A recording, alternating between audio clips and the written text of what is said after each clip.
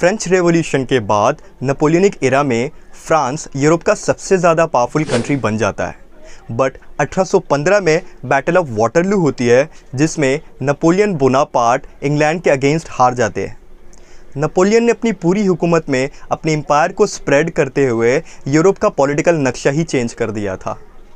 लेकिन इसके हार के बाद यूरोप का पॉलिटिकल सिनेरियो एक बार फिर से चेंज होता है और अब राइज होता है द बिग फोर, जिसमें ऑस्ट्रिया, रशिया, प्रूशिया और इंग्लैंड जैसी कंट्रीज़ शामिल थी।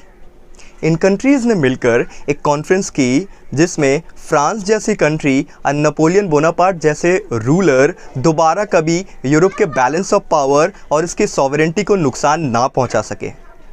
और इस कॉन्फ्रेंस को ही हम कांग्रेस ऑफ वियना के नाम से जानते हैं। आज इस पर्टिकुलर लेक्चर में हम जानने की कोशिश करेंगे कि एक्चुअली में इसके क्या सर्कमस्टेंसेस थे, बैकग्राउंड क्या था और प्रॉब्लम्स एक्चुअली क्या हुए थे नेपोलियनिक एरा में, दैट पोस्ट नेपोलियनिक एरा में जो चेंजेस लाए गए।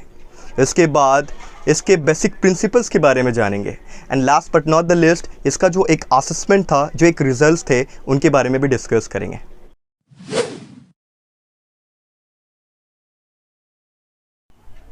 प्रॉब्लम नंबर 1 थी यूरोपियन कंट्रीज़ को रीस्ट्रक्चर करना।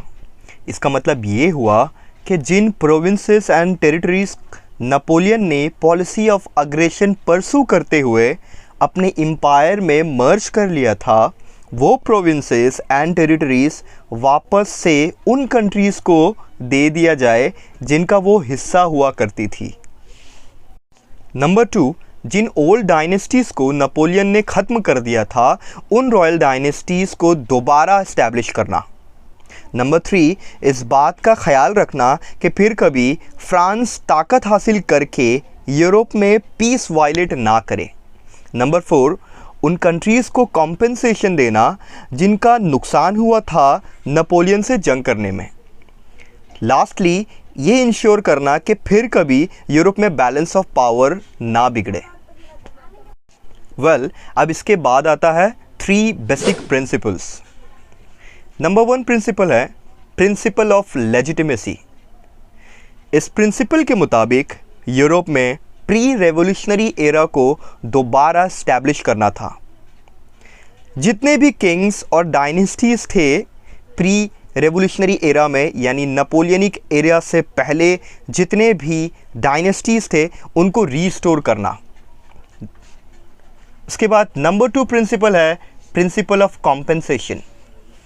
ये प्रिंसिपल ऑफ कॉम्पेंसेशन दरअसल England, Russia, Austria, Prussia and Sweden जैसी कंट्रीज़ का बहुत नुकसान हुआ था नेपोलियन के साथ जंग करने में, तो इनको मुआवजा देना यानी इनको कॉम्पेंसेट करना इसका एक इम्पॉर्टेंट प्रिंसिपल बना।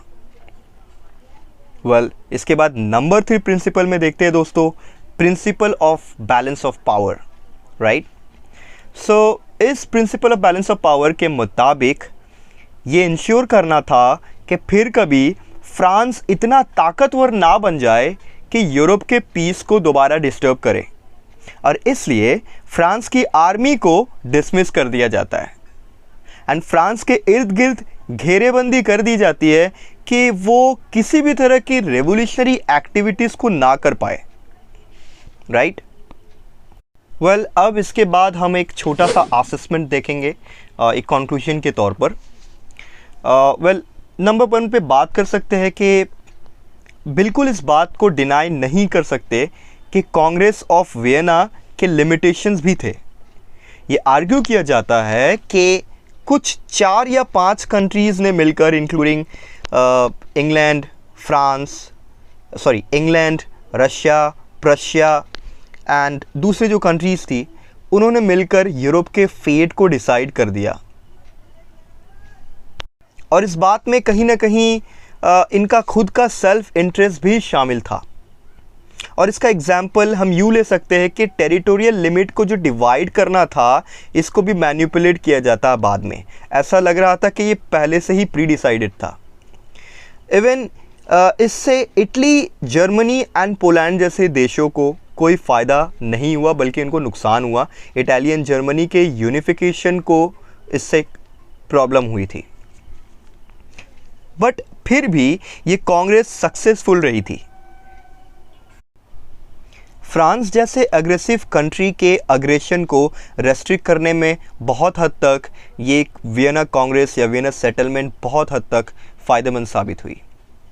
एक हिस्टोरियन थे जिनका नाम था प्रोफेसर एरिक हॉब्सबाउम। इनके मुताबिक ये सेटलमेंट दरअसल रियलिस्टिक एंड सेंसिबल थी।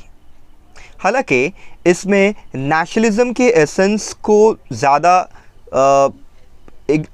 इग्नोर किया गया था, लेकिन फिर भी इंटरनेशनलिज्म को फोस्टर करने की कोशिश भी की गई थी। हिस्टोरियन डेविड थॉमसन के मुताबिक ये जो सेटलमेंट था ये दरअसल एक reasonable and statesman like arrangement settlement थी। वेल इन ऑल अगर एक छोटा सा नज़रिया निकाल सकते हैं वो ये कि एक कोशिश थी यूरोप में फ्रांस जैसी कंट्री को कभी दोबारा मौका ना मिले कि वो दूसरे किसी भी कम ताकतवर कंट्रीज़ के ऊपर अपना कब्ज़ा जमाए या फिर यूरोप के पीस को डिस्टर्ब करे। तो दैट्स ऑल। अगर आपको वीडियो पसंद आया है so please like and subscribe. Thank you so much.